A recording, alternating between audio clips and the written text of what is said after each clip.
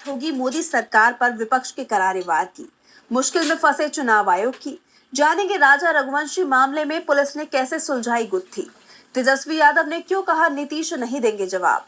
देखेंगे इलाहाबाद हाईकोर्ट के जज जस्टिस शेखर यादव पर सुप्रीम कोर्ट ने क्यों बंद की कार्रवाई।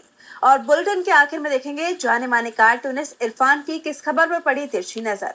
लेकिन दिन भर की तमाम बड़ी खबरों से पहले एक नजर आज की सुर्खियों पर।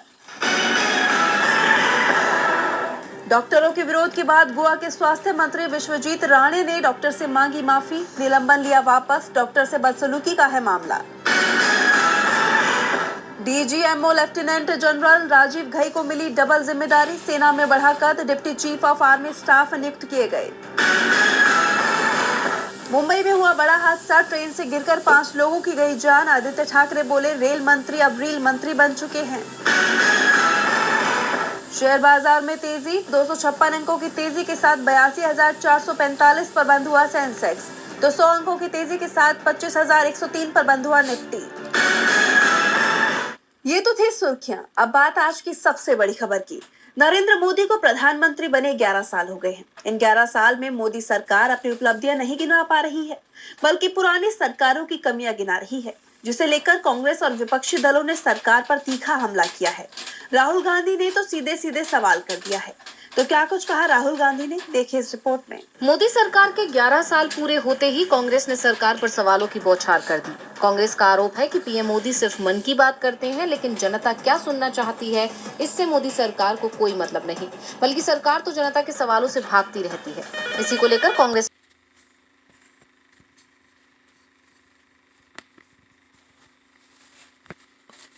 फैलाने की कोशिश लगातार जारी है। दलित, आदिवासी, पिछड़े, अल्पसंख्यक व कमजोर वर्गों का शोषण लगातार बढ़ा है। इनके आरक्षण व बराबरी के अधिकार से वंचित रखने की साजिश जारी है। इसके अलावा कांग्रेस सांसद राहुल गांधी ने भी सरकार पर निशाना साधा। उन्होंने कहा कि मोदी सरकार के 11 साल न जवाबदेही न बदलाव, सिर्फ प्रचार। सरकार 2025 पर बात करना छोड़ अब 2047 के सपने देख रही है। देश आज क्या झेल रहा है ये कौन देखेगा। जब कांग्रेस ने सरकार से सवाल पूछे और सरकार घिरी, तो कांग्रेस के सवालों का जवाब देने के बजाय हर बार की तरह बीजेपी की पूरी टोली पीएम मोदी के बचाव में उतर आई और उल्टा कांग्रेस को घेर लिया। बीजेपी ने सरकार की उपलब्धियां बताने के बजाय कांग्रेस पर हमला बोला। यही नहीं, बीजेपी अध्यक्ष जेपी नड्डा ने नोटबंदी के दौरान लगी लंबी लंबी लाइनों को भी सही ठहरा दिया। उन्होंने कहा लोग मोदी के समर्थन में लाइनों में लगे थे। अब जेपी नड्डा के बयान पर भी बवाल मच गया है। देखना होगा कांग्रेस इस मुद्दे को कैसे उठाती है। विपक्ष मोदी सरकार को घेर रहा है। रोजगार से लेकर महंगाई और जीडीपी, हर मुद्दे पर सवाल हो रहे हैं। सवाल चुनाव आयोग से भी पूछे जा रहे हैं। बीजेपी उन सवालों का जवाब तो नहीं दे रही है जो उससे पूछे जा रहे हैं, लेकिन चुनाव आयोग से जो सवाल पूछे जा रहे हैं उनका जवाब बीजेपी की तरफ से दिया जा रहा है, जिसे लेकर शिवसेना यूबीटी नेता संजय राउत ने तीखा हमला बोला है। देखिए report. Ever wondered what your home looks like? आयोग की निष्पक्षता को लेकर बहस छिड़ गई है। मोदी सरकार पर संवैधानिक संस्थाओं को अपने इशारों पर चलाने के आरोप लग रहे हैं और अब इस बहस में महाराष्ट्र की फडणवीस सरकार भी उलझ गई है। शिवसेना यूबीटी सांसद संजय राउत ने बीजेपी समेत फडणवीस सरकार को निशाने पर ले लिया। राउत ने कहा कि क्या निर्वाचन आयोग ने अपने चेहरे से धूल पोंछने और अपनी कार्य प्रणाली के बारे में संदेह दूर करने का ठेका भाजपा को दे दिया है। राहुल गांधी ने निर्वाचन आयोग से सवाल पूछे हैं, भाजपा से नहीं। देवेंद्र फडणवीस को जवाब क्यों देना चाहिए? दरअसल चुनाव आयोग को लेकर ये बहस महाराष्ट्र और हरियाणा चुनाव में धांधली पर कांग्रेस सांसद राहुल गांधी के बयान के बाद से शुरू हुई है। जहां विपक्षी दलों ने राहुल का समर्थन किया है, वहीं बीजेपी की तरफ से महाराष्ट्र के मुख्यमंत्री देवेंद्र फडणवीस का बयान आया। उन्होंने राहुल गांधी पर लोकतांत्रिक प्रक्रिया का अपमान करने का आरोप लगा दिया। फडणवीस ने कहा कि राहुल गांधी जनता के जनादेश को अस्वीकार कर रहे हैं और हार के लिए दूसरों पर दोष लगा रहे हैं, जिस पर अब संजय राउत ने सवाल उठा दिए हैं। इसके साथ ही संजय राउत ने राहुल गांधी को लेकर कहा कि इस लेख में कांग्रेस सांसद ने 2024 के महाराष्ट्र विधानसभा चुनावों में मैच फिक्सिंग और धांधली का आरोप लगाकर भारतीय जनता पार्टी को बेनकाब कर दिया है। राहुल गांधी के लेख ने दुनिया के उन लोगों के बीच चिंता पैदा कर दी है जो लोकतंत्र में भरोसा रखते हैं। बिहार विधानसभा चुनाव से पहले सामने आए राहुल गांधी के इस लेख ने मोदी सरकार और चुनाव आयोग दोनों को ही गंभीर सवालों के घेरे में ला दिया है। अब ऐसे में सबकी नजरें बिहार चुनाव पर टिकी हुई हैं। बिहार चुनाव से पहले चुनाव आयोग सवालों में है। तो बीजेपी और चुनाव आयोग के बीच मैच फिक्सिंग की भी चर्चा हो रही है। लेकिन इस बीच पिछले 17 दिनों से देश में सबसे ज्यादा चर्चित जो मुद्दा रहा है वो था इंदौर के राजा रघुवंशी का मेघालय से गायब होने का। बाद में खबर मिली कि उनकी जान ले ली गई और अब इस मामले में बड़ा खुलासा हुआ है। देखिए रिपोर्ट। इंदौर की सोनम जो 24 मई को अचानक मेघालय से लापता हुई, वो अब उत्तर प्रदेश के गाजीपुर में मिल गई है। लेकिन इन 17 दिनों में बहुत कुछ बदल गया है। सोनम अपने पति राजा रघुवंशी के साथ हनीमून पर मेघालय गई थी, जहां दोनों अचानक गायब हो गए। बाद में राजा की बॉडी 2 जून को वेई साफ डोंग झरने के पास गहरी खाई में मिली। हाथ पर बने टैटू से उसकी पहचान हुई, लेकिन सोनम को कुछ पता नहीं चला। दावे किए गए कि उसका किडनैप किया गया है, लेकिन कहानी में जबरदस्त ट्विस्ट आ गया है। सोनम जिंदा मिल गई है। गाजीपुर पुलिस ने जब उससे पूछताछ की तो उसने खुद को निर्दोष बताया। दावा किया कि उसे किडनैप किया गया था। गाजीपुर में फेंक कर अपहरणकर्ता फरार हो गए, लेकिन पुलिस की जांच में सच्चाई कुछ और ही दिखाई दे रही है।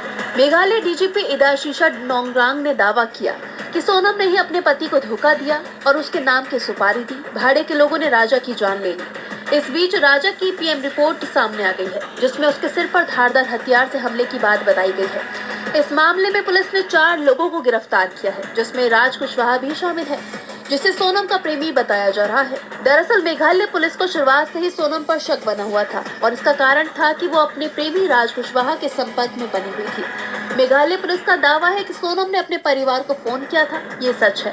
लेकिन ये सब तब हुआ जब हमने राजा की जान लेने वाले आरोपियों को गिरफ्तार कर लिया। राज कुशवाहा की गिरफ्तारी के बाद सोनम के पास कोई रास्ता नहीं बचा था सिवाय इसके कि वो खुद को सरेंडर कर दे।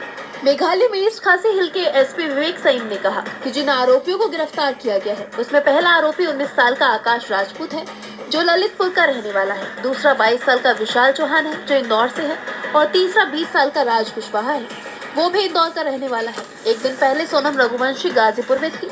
हमने आरोपी को सागर जिले से गिरफ्तार किया है। इन लोगों ने 23 मई को वारदात को अंजाम दिया और फिर निकल गए। पत्नी पर प्रेमी के साथ मिलकर पति को ठिकाने लगाने के आरोप लग रहे हैं। मामले में बड़े राज सामने आ रहे हैं। सोनम की तरफ से पुलिस को कहानियां सुनाई जा रही हैं। मेघालय पुलिस का दावा है कि जल्द ही सोनम हर बात सच बताएगी। तो बिहार की सियासत में भी विपक्ष एनडीए सरकार से सवाल कर रहा है। विपक्ष के नेता तेजस्वी यादव ने तो यहाँ तक कह दिया कि मेरे सवालों का जवाब सीएम नीतीश के पास नहीं है, इसलिए वो जवाब नहीं दे रही हैं। तो क्या कुछ कहा तेजस्वी ने, देखिए इस रिपोर्ट में। आरक्षण के मुद्दे पर बिहार की नीतीश सरकार बुरी तरह से घिरती दिखाई दे रही है। नेता प्रतिपक्ष तेजस्वी यादव लगातार सरकार पर हमलावर हैं और वो आरक्षण के मुद्दे को उठा रही हैं। तेजस्वी यादव ने नीतीश सरकार पर जोरदार हमला बोला। उन्होंने एक्स पर पोस्ट किया, क्या नीतीश जी मेरे पत्र का जवाब इसलिए नहीं दिए क्योंकि उनके पास जवाब नहीं है, अथवा वो आदतन ऐसा करते हैं या अधिकारी उन्हें पत्र दिखाते नहीं है। सामाजिक न्याय का ढोल पीटने वाले ऐसे दल जिनके बलबूते मोदी सरकार चल रही है, वो हमारी सरकार द्वारा बढ़ाई गई 65% आरक्षण सीमा को संविधान की 9वीं अनुसूची में शामिल कराने में असफल क्यों है? मुख्यमंत्री नीतीश कुमार, केंद्रीय मंत्री चिराग पासवान, जीतनराम मांझी, उपेंद्र कुशवाहा को दलित, आदिवासी, पिछड़ा, अति पिछड़ा वर्गों के इस हकमारी के खिलाफ आरक्षण पर मुंह खोलना चाहिए। सिर्फ कुर्सी से चिपके रहने के लिए राजनीति नहीं होती है। तेजस्वी ने आगे कहा कि अगर प्रधानमंत्री से ये सब लोग इस छोटी सी मांग को भी पूरा नहीं करा सकते हैं, तो इनका अपनी राजनीति और ऐसे गठबंधन में रहना धिक्कार है। अगर नीतीश जी प्रधानमंत्री और गृह मंत्री के सामने इस विषय पर कुछ बोलने में असमर्थ है, तो उन्हें विधानसभा का एक दिन का विशेष सत्र बुलाना चाहिए। फिर देखिए कैसे हम इसे लागू कराते हैं। दरअसल इससे पहले तेजस्वी ने सीएम नीतीश कुमार को एक पत्र लिखा था, जिसमें उन्होंने वंचित वर्गों के लिए आरक्षण सीमा को बढ़ाकर 85% करने की मांग की थी। इस पत्र का जवाब जब नहीं मिला तो तेजस्वी ने एक्स पर पोस्ट किया और अपने पत्र का जवाब नहीं मिलने का कारण बताते हुए सीएम नीतीश कुमार पर जोरदार हमला बोला। तेजस्वी लगातार नीतीश कुमार पर हमलावर दिखाई दे रही हैं, जिसके चलते एनडीए की सरकार बैकफुट पर है। बिहार में 3 महीने बाद ही चुनावों का ऐलान हो जाएगा। ऐसे में सभी की नजरें बिहार पर टिकी हुई हैं। तो नजरें सुप्रीम कोर्ट की तरफ से इलाहाबाद हाई कोर्ट के जज जस्टिस शेखर यादव के खिलाफ चल रही जांच पर भी टिकी थी, लेकिन अब सुप्रीम कोर्ट ने जांच रोक दी है। तो क्यों सुप्रीम कोर्ट ने जांच पर लगाई रोक, जानने के लिए देखिए report. Supreme court Allahabad high court के जज शेखर कुमार यादव के खिलाफ एक जांच शुरू करने वाला था, लेकिन आखिरी वक्त पर राज्यसभा सचिवालय से एक पत्र मिलने के बाद ये योजना रोक दी गई। राज्यसभा सचिवालय की तरफ से जो पत्र सुप्रीम कोर्ट भेजा गया है, उसमें कहा गया है कि इस मामले पर कार्रवाई करने का अधिकार सिर्फ राज्यसभा को है। राज्यसभा की डिमांड या सिफारिश पर ही सुप्रीम कोर्ट कार्रवाई को आगे बढ़ा सकता है। दरअसल 13 फरवरी को राज्यसभा के सभापति और उपराष्ट्रपति जगदीप धनखड़ ने संसद में कहा था कि इस मामले पर कार्रवाई करने का अधिकार संविधान के मुताबिक सिर्फ राज्यसभा के सभापति को है। अगर कोई घटना होती है तो ये मामला संसद और राष्ट्रपति के पास जाएगा। राज्यसभा के महासचिव को इस बारे में सुप्रीम कोर्ट के महासचिव को जानकारी देनी चाहिए और अब जैसे ही राज्यसभा महासचिव की तरफ से सुप्रीम कोर्ट को पत्र भेजकर इसकी जानकारी दी गई तो सुप्रीम कोर्ट ने जस्टिस शेखर यादव के खिलाफ जांच कार्रवाई को रोक दिया है। बता दें कि जस्टिस यादव ने इलाहाबाद हाईकोर्ट बार एसोसिएशन के परिसर में VHP के कार्यक्रम में भाषण दिया था, जिसमें उन्होंने कहा था कि हाईकोर्ट के जज होकर के आप ऐसा बोल रहे हैं। कानून तो दही भैया बहुत संक्षक से चलता है। परिवार में भी देखिए, समाज में भी देखिए, जहाँ पर अधिक लोग होंगे जो कहते हैं उसी को माना जाता है। लेकिन आप जबरदस्ती करेंगे आप कि नहीं साहब हम तो ये मान के चलेंगे। लेकिन मैं आपको बता दूं, ये जो जिनकी हम बात कर रहे हैं सब बुरे नहीं है, वो सब बुरे भी नहीं है। ये जो कृतियां या बुराइयां जो हम आपको बता रहे हैं वो भी मानते हैं बुराइयां हैं। वो 4 पत्नियों के पक्ष में नहीं रहते हैं, पत्नी को तलाक ट्रिपल तलाक के पक्ष में नहीं रहते हैं, बच्चियों को मार दिया जाए इससे पक्ष में नहीं रहते हैं। लेकिन जो कठमुल्ला है जिसे कह दीजिए आप, शब्द गलत है लेकिन कहने में गुरेज नहीं है, क्योंकि वो देश के लिए घातक है, गिराने वाले लोग हैं, जनता को भड़काने वाले लोग हैं, देश आगे ना बढ़े इस प्रकार के लोग हैं, उनसे सावधान रहने की जरूरत है। क्योंकि जो कानून बिल है ये केवल और केवल उन पर्सनल लॉ में आई बुराइयां तक ही सीमित नहीं है। ये जब बुराइयां दूर होंगी तो निश्चित रूप से हमारा देश भी प्रगतिशील होगा। जस्टिस शेखर यादव से इस मामले में सुप्रीम कोर्ट ने सफाई मांगी थी, माफी मांगने के आदेश दिए थे, लेकिन जब जस्टिस यादव ने माफी नहीं मांगी तो महाभियोग की प्रक्रिया को आगे बढ़ाने की तैयारी शुरू हुई। लेकिन राज्यसभा सचिवालय के पत्र के बाद अब सुप्रीम कोर्ट ने ये जांच प्रक्रिया रोक दी है। जस्टिस यादव पर एक समुदाय के खिलाफ बयान देने का आरोप था, लेकिन अब उनके खिलाफ कार्रवाई नहीं होगी, ये तय हो गया है। तो वहीं सपा चीफ अखिलेश यादव ने 2 समुदायों के बीच तनाव पैदा करने के लिए बीजेपी पर सवाल उठा दिए हैं। तो क्या है पूरा मामला, देखिए इस रिपोर्ट में। योगी आदित्यनाथ का साफ कहना है कि कानून तोड़ने वालों के लिए प्रदेश में कोई जगह नहीं है। अपराधियों को कड़ी से कड़ी सजा मिलेगी, लेकिन जब बात जमीनी हकीकत की होती है तो उनके ये दावे फीके पड़ जाते हैं। ताजा मामला कौशाम्बी का है, जहां रामबाबू तिवारी नामक शख्स ने अपनी जान दे दी। इस मामले को लेकर उत्तर प्रदेश की सियासत में हड़कंप मच गया है। सपा प्रमुख अखिलेश यादव ने प्रदेश की योगी सरकार से लेकर केंद्र की मोदी सरकार को घेर लिया है। सपा प्रमुख ने लंबी चौड़ी ट्वीट में बीजेपी पर समाज को बांटने और लड़ाने का आरोप लगाया। उन्होंने लिखा कि ध्यान से समझा जाए तो ये भाजपा के अंदर की राजनीति में मचा एक बड़ा घमासान है, जिसमें 2 या 2 से अधिक समाजों को आपस में भिड़वाकर कौशाम्बी, लखनऊ, दिल्ली की भाजपाई राजनीति अपना खेल खेल रही है, जिसका शिकार जनता हो रही है। दरअसल रामबाबू तिवारी के बेटे पर उनके पड़ोसी ने अपनी बेटी के शोषण का आरोप लगाया था। पुलिस में मुकदमा दर्ज होने के बाद पिता ने जान दे दी। परिजनों का आरोप है कि उन्हें मानसिक रूप से प्रताड़ित किया गया। अब अखिलेश ने आरोप लगाया कि कौशाम्बी में 2 भाजपाई उप मुख्यमंत्री 2 समाज के लोगों को आपस में लड़वा रहे हैं। पहले एक उप मुख्यमंत्री ने नाइंसाफी करते हुए पाल समाज के लोगों को मोहरा बनाया, फिर दूसरे उप मुख्यमंत्री ने अपने उस समाज के नाम पर झूठी सहानुभूति दिखाई, जो समाज इन दोनों के ऊपर वालों को नहीं भाता है। इसीलिए पीछे से वो भी सक्रिय हो गए, जिनकी पहले वाले उप मुख्यमंत्री से पुरानी खींचतान है, और फिर इन ऊपर वालों की भी आपस में टकराहट है। इसीलिए केंद्र वाले कौशाम्बी की राजनीति करने वालों के साथ खड़े हैं। अखिलेश ने इस मामले में राज्य की योगी सरकार से लेकर मोदी सरकार के शामिल होने के आरोप लगाए हैं। उन्होंने कहा कि शीर्ष बीजेपी और शिखर बीजेपी के आपसी झगड़े के कारण हर वर्ग और समाज बीच में पिस रहा है। सच्चाई तो ये है कि समाज को बांटना और लड़ाना ही बीजेपी की पुरानी साजिशाना सियासत रही है। अब अखिलेश के इस बयान से उत्तर प्रदेश की सियासत गर्मा गई है। अखिलेश ने बीजेपी सरकार को घेरा तो मणिपुर को लेकर बीजेपी पहले से ही बुरी तरह से घिरी हुई दिखाई दे रही है। राज्य में 2 साल से हिंसा चल रही है। पीएम मोदी पर विपक्ष हमला बोल रहा है कि वो मणिपुर क्यों नहीं जा रही हैं। इस बीच एक बार फिर राज्य के कई जिलों में इंटरनेट बंद कर दिया गया है। तो क्यों भड़की मणिपुर में हिंसा, जानने के लिए देखिए रिपोर्ट। मणिपुर में एक बार फिर हिंसा उग्र हो गई है। मैती समुदाय काफी आक्रोश में नजर आ रहा है। बीती रात प्रदर्शनकारियों ने निषेधाज्ञा का उल्लंघन करते हुए रात भर मशाल जुलूस निकाला। सरकारी इमारत को जला दिया गया और प्रदर्शनकारियों की सुरक्षा बलों के साथ झड़प हुई। उनकी नाराजगी की वजह मैतेई संगठन अरम्बाई टेंगोल के नेता कानन सिंह की गिरफ्तारी है। इस खबर के सामने आने के बाद से ही प्रदेश की राजधानी इम्फाल में हिंसा भड़क गई, जिसके चलते प्रशासन ने इम्फाल पश्चिम, इम्फाल पूर्व, थौबल, बिष्णुपुर और काकचिंग जिलों में कर्फ्यू लागू किया है। साथ ही इंटरनेट और मोबाइल सेवाएं भी बंद कर दी गई हैं। इन तनावपूर्ण हालात के बीच हाईवे ब्लॉकेज और ट्रांसपोर्ट रूट्स भी प्रभावित होने से आम लोगों को काफी महंगाई का सामना करना पड़ रहा है।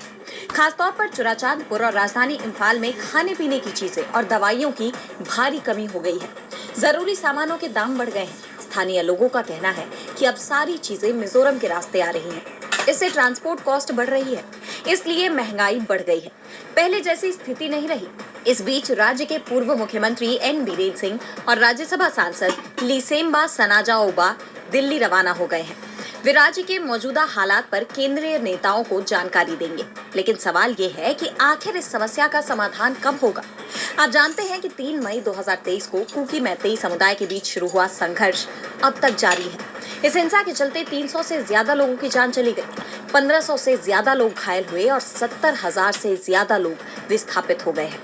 अब प्रदेश में राष्ट्रपति शासन लागू है। इसके बावजूद राज्य के हालात बेहतर होने की बजाय बिगड़ते जा रहे हैं। ऐसे में मोदी सरकार सवालों से घिरी हुई है। और बुलेटिन के आखिर में देखेंगे जाने माने कार्टूनिस्ट इरफान की किस खबर पर पड़ी तिरछी नजर।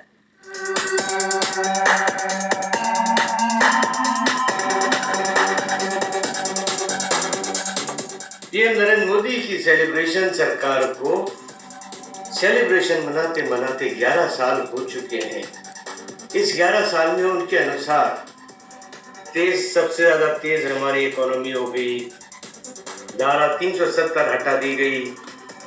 उसके अलावा आतंकवाद पर सबसे कड़ा प्रहार हुआ है और सीज फायर। मैं किसकी बात करने लगा? नरेंद्र मोदी जी की बात करते करते ट्रंप की बात करने लगा। खैर, आप सब इन बातों को छोड़िए। 11 साल होने पर सेलिब्रेशन मनाइए और हाँ, सवाल मत कीजिए।